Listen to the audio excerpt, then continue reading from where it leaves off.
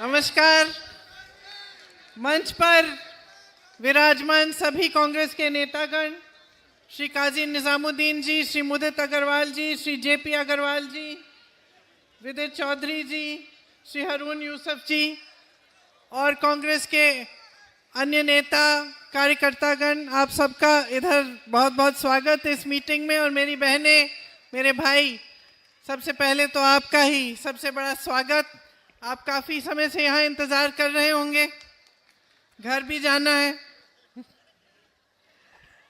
कम से कम आज गर्मी नहीं है तो आप इंतज़ार कर रहे हैं, इसलिए मैं कुछ खास बातें आपसे करने के लिए यहाँ आई हूँ। मैं यहाँ आते वक्त सोच रही थी कि क्या कहूँ। आपको मालूम नहीं होगा, लेकिन इस इलाके को मैं बहुत अच्छी तरह जानती हूँ, क्योंकि जब मेरी पहले शादी हुई थी शुरू में, तो मेरे पति एक्सपोर्ट करते थे, तो उनका ज़्यादातर जो एक्सपोर्ट का काम था उसका सामान यहाँ मिलता था। तो मैं उनके साथ तुर्कमान गेट की गलियों में घूमी हूँ, अपनी सिक्योरिटी को छोड़ देती थी, तुर्कमान गेट में जाती थी कांच का पोत खरीदने के लिए, वहाँ की गलियों को जानती हूँ। वहाँ से रिक्शा लेके मैं किनारी बाज़ार जाती थी। किनारी बाज़ार में झालर मिलते थे अलग तरह के, तो वो खरीदने जाती थी, और फिर वहाँ से सदर बाज़ार जाती थी पैकिंग का सामान खरीदने के लिए। तो काफ़ी घूमी हूँ मैं इस पूरे इलाके में। यहाँ की जामा मस्जिद की चिकन फ्राई भी खाई है, बिरयानी भी खाई है, पराठे वाली गली में पराठे भी खाए हैं। और मुझे याद है उस समय बच्चे छोटे छोटे थे, तो यहाँ सीताराम बाज़ार में जो रामलीला लगती है, वहाँ पे मैं उनको रामलीला के लिए भी ले जाती थी। और ख़ास वहाँ क्यों ले जाती थी? क्योंकि मेरी जो दादी जी इंदिरा जी थी, वो हमको ले जाती थी जब हम छोटे थे। और मुझे एक बात याद है उस समय की, कि उस रामलीला में सब धर्म के लोग आते थे। सिर्फ आते नहीं थे, उसमें भाग भी लेते थे। मुझे याद है कि कभी कभी जो रोल करते थे रामलीला में, एक्टिंग करते थे, वो भी हर मजहब के लोग होते थे। तो एक मिली जुली एक अलग संस्कृति हमेशा रही है, यहाँ सदियों से रही है। सब प्यार से रहे हैं। और ख़ास तौर से मैंने ये बात देखी जब मैं यहाँ काम के लिए आती थी कि कितनी मेहनत करते हैं लोग। यहाँ की गलियों में जो छोटी छोटी दुकानें थी, जो अपना जुगाड़ करके, अपनी मेहनत कर करके आगे बढ़ रहे थे, अपने बच्चों को पढ़ा रहे थे, अपना जीवन बनाने की कोशिश कर रहे थे। कई लोग दिल्ली के ही थे, ख़ास तौर से यहाँ पुरानी दिल्ली में, लेकिन कई लोग बाहर से भी पलायन करके आते थे। यूपी से खास तौर से लोग आते थे यहाँ, और यहाँ पर बस जाते थे। कोई रिक्शा चला रहा है, कोई अपनी दुकान खोल रहा है, कोई छोटे मोटे मैकेनिक का काम कर रहा है, अपना कोई और हुनर दिखा रहा है। तो इस तरह से बनी ये दिल्ली। और यहाँ हमेशा सदियों से हुनर वाले लोग आए, वो लोग आए जो अपना जीवन बनाना चाहते थे, जो सोचते थे कि हाँ, बड़े शहर में आकर हमारा भविष्य मजबूत होगा। आज भी देश का केंद्र है, देश की राजधानी है, दुनिया की सबसे बड़ी शहरों में से एक है। यहाँ जितने लोग रहते हैं, यूरोप के कुछ देश हैं उनमें इतने लोग नहीं रहते जितने दिल्ली में रहते हैं। तो इसे एक मिसाल बनना चाहिए था। हमारी दिल्ली, हमें गर्व होना चाहिए था इस पर। यहाँ की सड़कें पूरी दुनिया में मशहूर होनी चाहिए थी। यहाँ की पाठशालाएं, यहाँ का जो इंफ्रास्ट्रक्चर है, पूरे देश को देखना चाहिए था कि भाई ये हमारी राजधानी है, इसको देखो, सबसे अच्छी राजधानी है। लेकिन जैसे समय चलता गया और अलग अलग तरह की राजनीति उभरती गई, वैसे हमने देखा कि विकास के काम, जो गरीब हैं, जो मुसीबत में हैं, जो मुश्किल में हैं, जो लोग गांव-गांव से, अलग प्रदेशों से या यहीं दिल्ली के लोग अपना हुनर बनाने के लिए, उससे कुछ कमाने के लिए, अपने जीवन को मजबूत करने के लिए आते हैं, उनको कोई नहीं पूछ रहा है। आज परिस्थितियां ये हैं कि यहाँ पे दिल्ली में खास तरह की दो राजनीति चली। पहले 10 साल से तो आपकी है, आम आदमी पार्टी की। उससे पहले शीला दीक्षित जी थी, भाजपा थी। अब शीला जी की राजनीति अगर आप देखें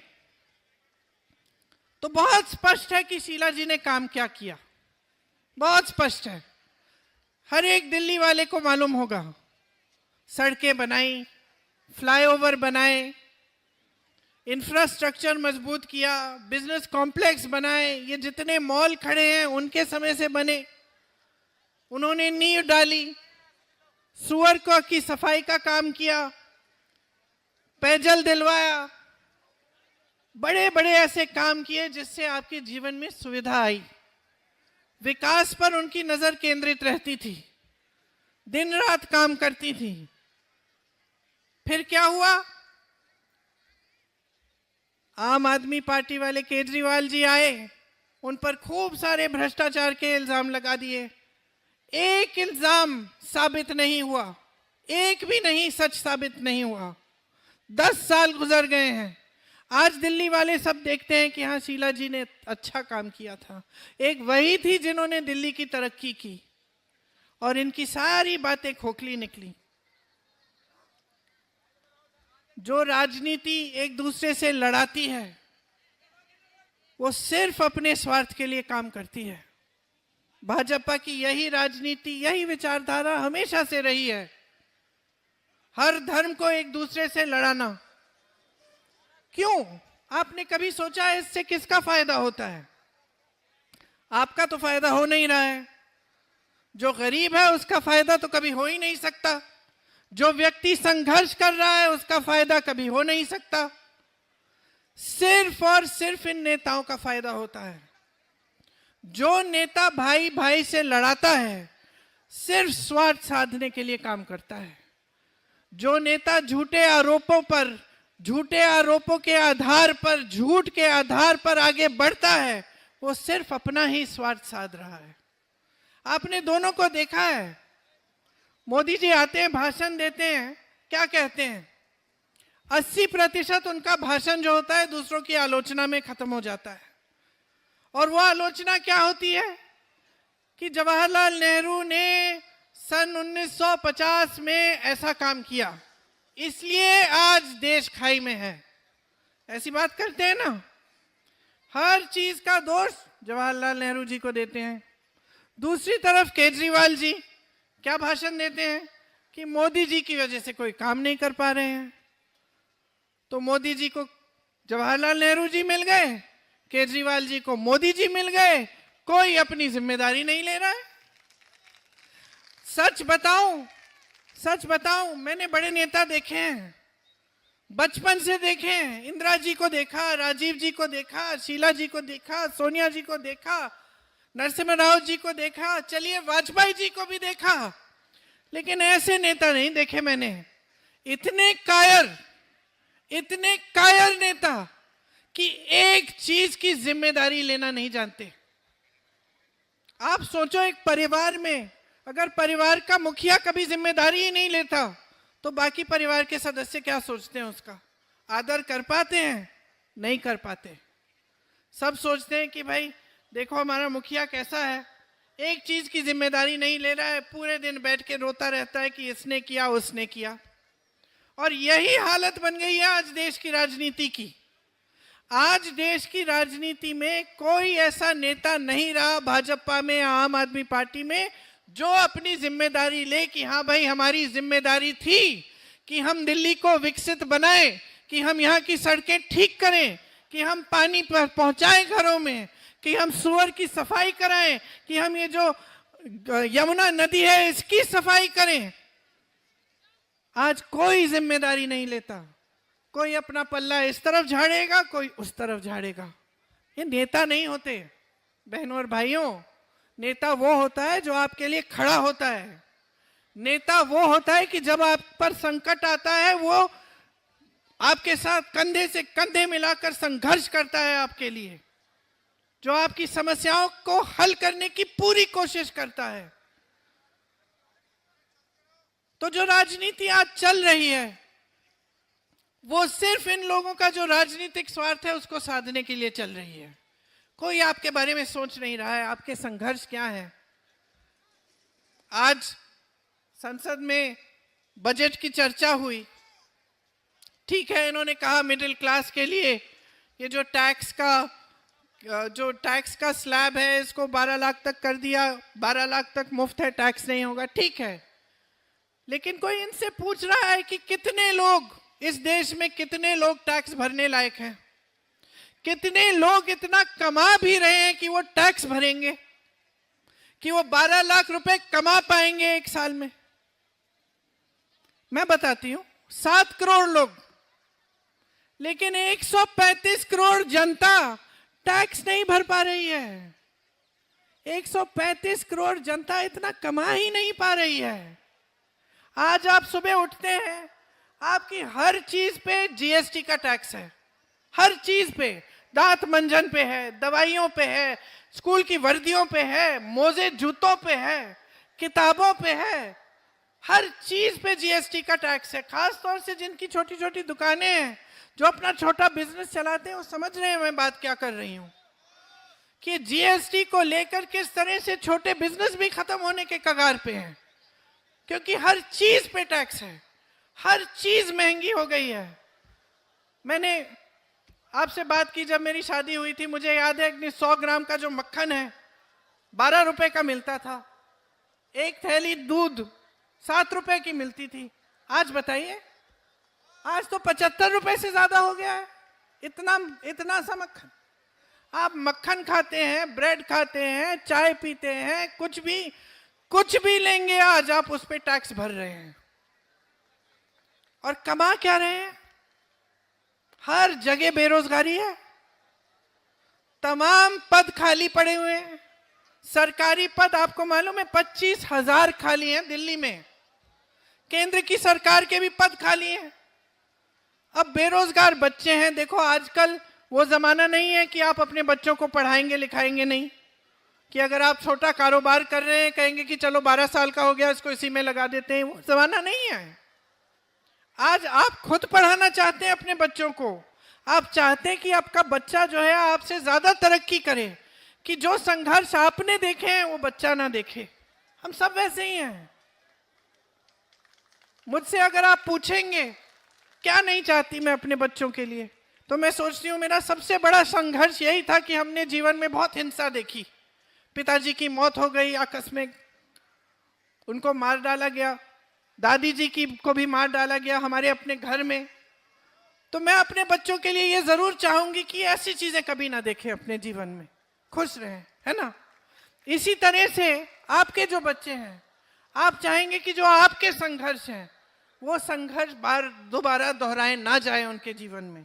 इसलिए आप चाहेंगे कि आपके बच्चे पढ़े लिखे हों, कि कहीं पे जॉब लग जाए, नौकरी लग जाए, अपना भविष्य बनाएं, बड़े होकर आपको भी मदद करें, आपकी देखभाल करें।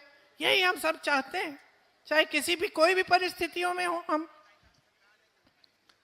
आजकल आपके बच्चों की जो उम्मीदें हैं, आशाएं, वो भी अलग हैं। एक जमाना था हम छोटे थे, 2 चॉकलेट मिला करते थे दुकानों में, एक 5 स्टार एक एक्लेयर। आज क्या क्या नहीं मिल रहा है। खिलौने की दुकान एक होती थी, उसमें 1-2 गुड़ियां मिल जाती थी। आज कैसी कैसे चीजें मिल रही हैं। आज छोटे छोटे बच्चे फोन मांग रहे हैं आपसे, कह रहे कि हमें अच्छे अच्छे कपड़े चाहिए, भाई वो वाले जूते चाहिए हमें जो उस दुकान में है महंगे वाले। तो आपके बच्चों की भी आकांक्षाएं जो है, महत्वाकांक्षाएं हैं, वो भी बदली हैं और बदलनी चाहिए। इसी को तरक्की कहते हैं, कि हमारी उम्मीदें, हमारी आशाएं बढ़ती चली जाएं और हम किसी न किसी तरह से इनको पूरा करने की कोशिश करें। लेकिन अकेले नहीं कर सकते ना, अकेले नहीं कर सकते। सरकार की मदद की जरूरत है, सहायता समर्थन की जरूरत है। रोजगार बनाता कौन है? रोजगार 2-3 जगह से आते थे पहले, एक तो खेती से आते थे, अब आप शहर में रहते हैं तो खेती से शहर में तो आएंगे नहीं। छोटी दुकानें, छोटे बिजनेस रोजगार दिलवाते थे। जिस तरह से मैंने अपने पति के बारे में बात की कि एक्सपोर्ट करते थे, हम लोग यहाँ आकर कांच के मोती खरीदते थे, झालर खरीदते थे, तो जो छोटा बिजनेस वो करते थे उससे यहाँ पे भी दुकानदारों की थोड़ी सी कमाई हो जाती, वो दूसरों को फिर लगाते थे और रोजगार देते थे कि भाई तुम मोती बना के लाओ, हम बेचेंगे। इसी तरह से ये सिलसिला चलता था। तो जो छोटा दुकानदार है, छोटा बिजनेस है, वो हमेशा रोजगार देने वाला होता है, हुनर को पहचानने वाला होता है। इसके अलावा जो बड़े बड़े पीएसयू थे, नेहरू जी को बड़ी गालियां देते हैं, लेकिन ये पीएसयू जिनको हम कहते हैं, जो सरकार की कंपनियां थी, जिसमें सरकारी नौकरी मिलती थी, जिसमें पेंशन अच्छा मिलता था, वो सब लगभग सब कांग्रेस के जमाने में जवाहरलाल नेहरू जी, इंदिरा जी ने बनवाए। और उससे नौकरी की गारंटी मिलती थी, रोजगार की गारंटी मिलती थी। कि आपको याद होगा जो बुजुर्ग हैं यहाँ, कि एक जमाने में सब सरकारी नौकरी चाहते थे, क्योंकि उनको लगता था एक बार ये हो जाएगा तो स्थायी नौकरी मिलेगी, जीवन भर के लिए हम सेट हो जाएंगे। आज सरकारी पीएसयू जो है सब अपने बड़े बड़े उद्योगपति मित्रों को पकड़ा दिए इन्होंने। लैटरल एंट्री से सबको ठेके पे लगा रहे हैं, उसमें वहां की नौकरियां, रोजगार भी स्थायी नहीं रही, पेंशन भी नहीं रहा जो पहले होता था। जितने भी सरकारी कर्मचारी हैं, ये बेचारे पुलिस वाले भी जो खड़े हैं, इनको पुराना पेंशन नहीं मिल रहा है आजकल। तो सब तरफ से आपको संकटों ने घेर रखा है। और जो काम सरकार को करना चाहिए, रोजगार दिलवाना, आपका इंफ्रास्ट्रक्चर बनाना, आपके लिए सुविधाएं तैयार करना, वो सरकार कर नहीं रही है। क्योंकि जो राजनीति उभरी है वो आपका ध्यान भटकाने वाली राजनीति है। आज अगर आप मोदी जी के भाषण, केजरीवाल जी के भाषण देखेंगे तो यही सब बातें हैं। एक कहेगा किसी ने शीश महल बनाया है, दूसरा कहेगा उसने राजमहल बनाया है। लूटा तो दोनों ने है ना। और क्या आपकी इश्यूज ये हैं, शीश महल, राजमहल, कि आपका इशू ये है कि अपने बच्चों को पढ़ाना है, महंगाई से कैसे बचेंगे हम। आज पूरी बजट की चर्चा में संसद में महंगाई की एक बात नहीं की इन्होंने, एक बात नहीं की, एक बात नहीं की कि किस तरह से इस महंगाई को कम करेंगे। पहचान भी नहीं रहे हैं कि आपका संघर्ष क्या है। आज के जो बड़े बड़े नेता हैं, जो सत्ता में बैठे हैं, वो पहचान ही नहीं रहे हैं कि देश की जनता पर क्या गुजर रही है। आप संघर्ष कर रहे हो, रोज रोज सुबह उठते हो, काम पे जाते हो, रात तक रुकते नहीं हो। मेरी बहनें, आप भी काम पे जाती हो, जॉब करती हो, कुछ भी करती हो, घर आके आप घर संभालती हो, किचन में जाती हो, रसोई में जाती हो, खाना पकाती हो, बच्चों को संभालती हो। आपका काम तो सबसे अंत में रुकता है, जब सब सो जाते हैं तब आप सोती हो। कोई पहचान रहा है आपके संघर्ष को? चुनाव के समय कह देते हैं कि इतना देंगे, उतना देंगे, फिर उसके बाद क्या होता है? कहना आसान है बहनों और भाइयों, करके दिखाना अलग बात होती है। कांग्रेस की जितनी भी सरकारें हैं, आप देखिए, हर प्रदेश में, कर्नाटक की सरकार में दे रहे हैं हर महीने महिलाओं को पैसे, हर महीने महिलाओं के जेब में। हिमाचल में 1500 रुपए, कर्नाटक में 2000 रुपए, झारखंड में 2500 रुपए हर महीने जा रहे हैं, क्योंकि आपके संघर्ष को पहचान रहे हैं। आज ये लोग सब कह रहे हैं 500 रुपए में गैस सिलेंडर, तो दिया क्यों नहीं? आपकी सरकार थी, 10 सालों से आपकी सरकार चल रही है, केंद्र में मोदी जी, दिल्ली में केजरीवाल जी। तो अगर आप 500 रुपए का सिलेंडर दे सकते थे तो आज क्यों जागे हैं? पहले दे देते। अगर आपको देने थे महिलाओं को हर महीने कुछ पैसे, तो आज क्यों जागे हैं? पहले से देते। मैं बताती हूं किस लिए जागे हैं, क्योंकि चुनाव आ रहा है। देखिए चुनाव के बाद क्या होता है, देखिए, पूछिए इनसे। मैंने राजस्थान की कांग्रेस की सरकार में देखा, 25 लाख तक का इलाज मुफ्त में दे रहे थे। वो आदमी रो रहा था मुझे बताते वक्त कि मेरा हार्ट का जो सर्जरी, पूरी सर्जरी मुफ्त में हुई है, मुझे सिर्फ फॉर्म भरने के पैसे डालने पड़े। वो रो रहा था, मेरे आंखों में आंसू आए, क्योंकि मुझे लगा देखो कितना कर सकती है सरकार अगर नीयत ठीक होती है उसकी। तो अगर नीयत ठीक होती है तो नेता समझता है कि देश की संपत्ति देश की जनता के हाथों में होनी चाहिए, उसको लूटने की कोशिश नहीं करता, उसको अपने बड़े बड़े उद्योगपति मित्रों को देने की कोशिश नहीं करता। आज सारे बंदरगाह, सारे एयरपोर्ट, तमाम जमीनें, कोयले के खदान, देश की जो बिजली पावर की सारी जो जितने भी इंफ्रास्ट्रक्चर, सब अडानी और अंबानी जी के, सब मुफ्त में दे दिए गए इनको। कुछ इनको बेचा गया, कुछ मुफ्त में दिया गया। ये आपकी संपत्ति थी, ये देश की संपत्ति है। आप जो सोशल मीडिया पे देखते हैं कि ये लोग किस तरह से अपनी शादियां मना रहे हैं, क्या क्या कर रहे हैं, कैसे कैसे महलों में रह रहे हैं, ये आपकी संपत्ति है जो मोदी जी ने इनको पकड़ा दी है मुफ्त में। यही थे वो पीएसयू जिनसे आपको रोजगार मिलता था, जो आज इन सब के हैं। कुछ दिनों पहले मैं वायनाड गई, जहां से मैं सांसद हूं। वहां एक ड्राइवर मिला मुझे हवाई अड्डे में। मैंने कहा कहाँ के हो? कहता है मैं कहीं और का हूं, मैसूर का हूं। मैंने कहा यहाँ कैसे? कहा कि जी वो अडानी साहब को दे दिया गया पूरा हवाई अड्डा, तो हम 200-300 लोग काम कर रहे थे, हमको सबको निकाल दिया गया। तो मैंने कहा कितना टाइम दिया था? बोला कुछ यही 10-15 दिनों में सबको कह दिया कि जाओ अलग अलग जगह चले जाओ। तो मैं यहां आ गया हूं। तो इस तरह से तमाम रोजगार घट रहे हैं, इनके राज में बढ़ नहीं रहे, घट रहे हैं। और ये देश तरक्की नहीं कर पाएगा अगर यहां रोजगार नहीं बनेंगे। आप अगर देखिए तो चीन में देखिए, चीन में प्रोडक्शन का काम होता है, मैन्युफैक्चरिंग का काम होता है, तेजी से आगे बढ़ रहा है। वही हुनर हमारे पास है। हमारे पास हुनर है, हमारे पास जनता है, हमारे पास पढ़े लिखे नौजवान हैं, लेकिन कोई रोजगार ही नहीं दे रहा, कोई मौका ही नहीं दे रहा। हम चीन का मुकाबला कैसे करेंगे? हम कर सकते हैं, हम में क्षमता है, हमारी जनता में क्षमता है, लेकिन जो सरकार है उसकी पॉलिसी ठीक होनी चाहिए, विजन होना चाहिए कि हम करना क्या चाहते हैं देश के लिए, एक सोच होनी चाहिए। आज ये सब गाली गलौज करते हैं पंडित नेहरू जी का, लेकिन विजन था।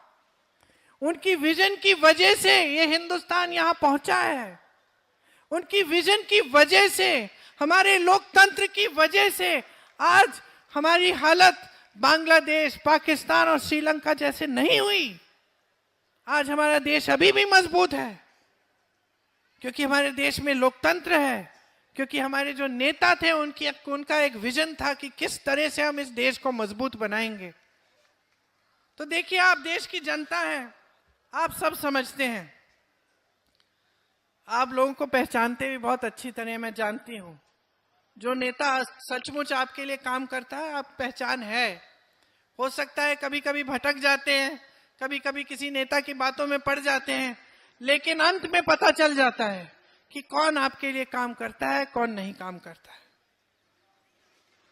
तो आपको अगर नेता को पहचानना है, राजनीतिक दल को पहचानना है, तो सबसे पहले तो बातों में नहीं, उसके काम को देखो।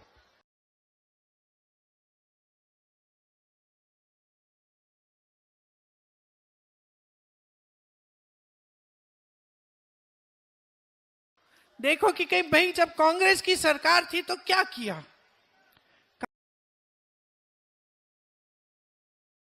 काम किया कि नहीं किया इन्होंने। और आज आम आदमी पार्टी की सरकार है तो इन्होंने क्या काम किया। टीवी पे इश्तिहारों पे मत जाओ, अपने जीवन की जो सच्चाई है उस पे उतरो। क्योंकि आजकल टीवी पे तो कोई भी कुछ भी दिखा देगा, मीडिया तो सब इन्हीं के हाथों में। मैंने कहीं पे पढ़ा कि केजरीवाल जी आम आदमी पार्टी 450 करोड़ रुपए शायद अपने ही प्रचार में लगाए हुए हैं। और केजरीवाल जी को तो ठीक है 450 करोड़ होंगे, मोदी जी के तो हजारों करोड़ प्रचार में है, जहां देखिए चेहरा चमकाने में लगे होते हैं। तो जो आप टीवी पे देख रहे हैं, बड़े बड़े इश्तिहारों पे देख रहे हैं, उस पर मत जाओ, जाओ अपने जीवन पे। आपका जीवन सुधरा है कि नहीं सुधरा है? जिस पाठशाला में आपके बच्चे पढ़ रहे हैं आज, क्या उस पाठशाला में कुछ अच्छा बनाया गया है, कुछ नया है? जिस सड़क पे आप चल रहे हैं, क्या उस सड़क की सुधार हुई है? आपकी कमाई में कुछ बढ़ोतरी हुई है? आपके जीवन में तरक्की आई है कि नहीं? आज आप अपने बच्चों को कुछ ऐसा नया सपना दिखा सकते हैं? यही सवाल पूछिए। चुनाव के समय ये सब अपना स्वार्थ साध रहे हैं। मैं कहती हूं आप अपना स्वार्थ साधो। समझो कि लोकतंत्र ने जो आपको दिया है, जो वोट है, वो एक बहुत ही कीमती औजार है। उससे आप देश बना सकते हो, देश को मजबूत बना सकते हो, अपना भविष्य बना सकते हो, अपने बच्चों का भविष्य बना सकते हो। इसको हल्के में मत लो, किसी की बातों में मत पढ़ो। मैं तो कहती हूं मेरी बातों में भी मत पढ़ो, जाके देखो, पता करो, फोन उठाओ। कोई बेंगलोर में रिश्तेदार है, कोई ऐसे प्रदेश में रिश्तेदार है जहां कांग्रेस की सरकार है, पूछो। कोई हिमाचल में है, कोई तेलंगाना में है, पूछो कि भाई ये सच है कि ये सारे काम कर रही है कांग्रेस पार्टी? पूछो, पता चलेगा कि वहां कौन कौन सी स्कीमें लागू हो रही हैं। आपको मालूम है कि हमारे एक प्रदेश में हर जने की जो स्कीमें हैं, अगर उन स्कीमों का फायदा जोड़ा जाए तो हर जने के जेब में 55,000 रुपए जा रहे हैं हर साल, स्कीमों के जरिए। राजस्थान में पहली बार गिग वर्कर की जो बिल है वो बनाई गई। गिग वर्कर क्या है? जो ओला में, जोमेटो में डिलीवरी वाले जो काम करते हैं, इनकी की सुरक्षा के लिए कुछ नहीं है। आज मैं सुन रही थी संसद में कि कुछ कहा इन्होंने कि कुछ करने जा रहे हैं। खुशी की बात है, करें, लेकिन 10 सालों से सत्ता में रहे हैं, अभी तक तो इन्होंने सोचा नहीं आपके बारे में। आप सुबह से शाम तक डिलीवरी का काम करते हैं, लेकिन आपकी नौकरियां सुरक्षित नहीं है। तो सबसे पहले कांग्रेस ने गिग वर्कर का बिल निकाला था और तेलंगाना में 10 लाख का बीमा मिलता है, कर्नाटक में 4 लाख का बीमा मिलता है। यही डिलीवरी, ओला, उबर, जोमेटो वाले लोगों को जो सब काम करते हैं। इसमें गैस का सिलेंडर तेलंगाना में 500 रुपए का आज के दिन मिल रहा है, कहने वाली बात नहीं है। हिमाचल, राजस्थान और छत्तीसगढ़ में पुरानी पेंशन लागू है, आज के दिन लागू है। गरीबों को घर बनाने के लिए मदद करने के लिए कर्नाटक की सरकार 3.5 लाख रुपए दे रही है, हिमाचल की सरकार 7 लाख रुपए दे रही है, तेलंगाना में 5 लाख रुपए दिलवाए जा रहे हैं। तो ये सब काम हो रहे हैं कांग्रेस की सरकारों में। मैंने मुफ्त इलाज की बात की। तेलंगाना की हमारी कांग्रेस की सरकार 10 लाख तक मुफ्त इलाज करा रही है। हिमाचल में कैंसर मिलता है। हिमाचल और कर्नाटक में कांग्रेस की जो सरकारें हैं, उन्होंने बुजुर्गों के लिए एक स्कीम निकाली है कि घर बैठे उनका इलाज होता है।